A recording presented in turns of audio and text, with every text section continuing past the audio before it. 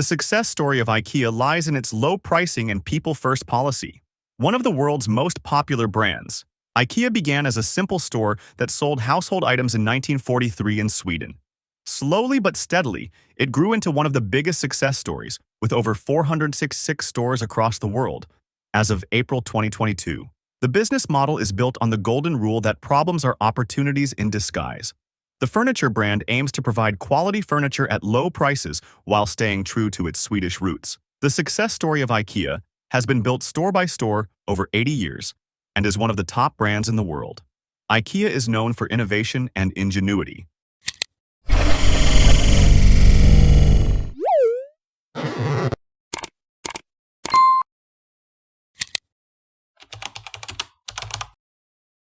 According to the company website, IKEA is named after the initials of founder Ingvar Kamprad, Elmtarid, the farm where he grew up, and Agunnaryd, the nearby village. Kamprad started IKEA when he was just 17, but he became an entrepreneur at 5. To start his first business, he bought matches in bulk before selling them individually for profit. At 10, he was selling pens and plant seeds. He would offer a free cup of coffee and a bun to attract customers to his store. By the time he hit 17, he had collected enough money to launch IKEA. Kamprad's grandmother influenced his work ethic as she saved the family business from going under.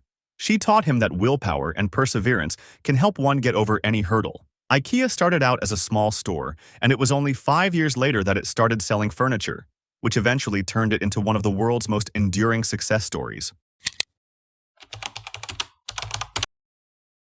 The entrepreneur once said, "If you work and do not feel incorrigible enthusiasm, consider that at least a third of your life has gone down the drain." After starting the furniture segment, Kamprad focused on sourcing goods from local manufacturers. In 1951, we distributed booklets called IKEA News, which contained details about his business that eventually became a precursor to the IKEA catalog. He also made the mail order catalog a part of the IKEA business concept. Later, as competition heated up, he started looking for ways to reduce costs. One of the ways he did this was by sending items in a ready-to-assemble format to save shipping costs. Shipping and packaging bulky furniture were expensive and time-consuming. But even during lean times, he prioritized quality.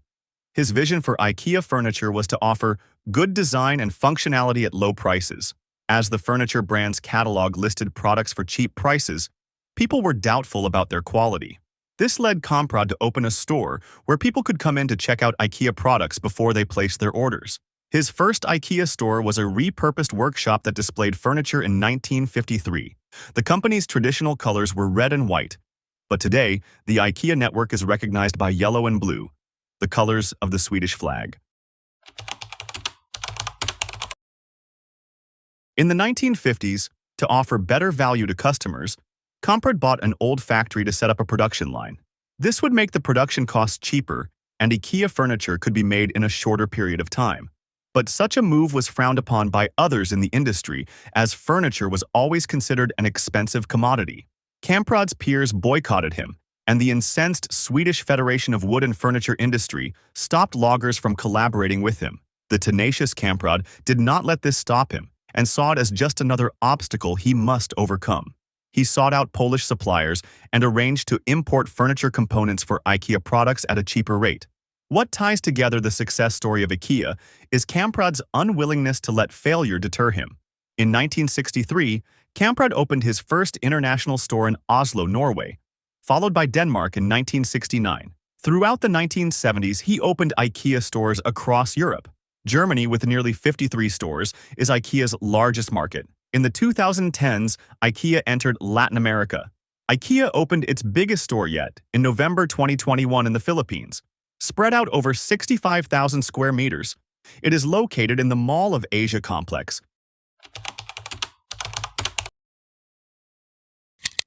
Taking note of the rise of online shopping and digitization, IKEA introduced e-shopping to its customers in 2000.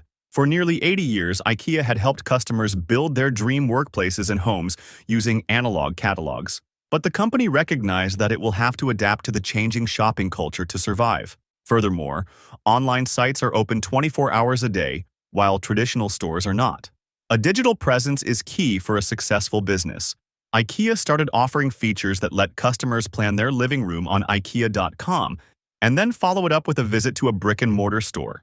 This enhanced visual and tactile experience drew in more customers. On the app, in some countries, customers can also scan and pay for products while skipping the checkout line. The digital transformation helped IKEA Furniture triple their e-commerce business in 3 years. Revenues went from 7% to 31% within these 3 years. The company is also constantly training people to enhance people's experience. They also use data analytics to understand what their customer wants while staying true to foundational principles. Kamprad learned from his grandmother, IKEA has continued to persevere in the face of adversity.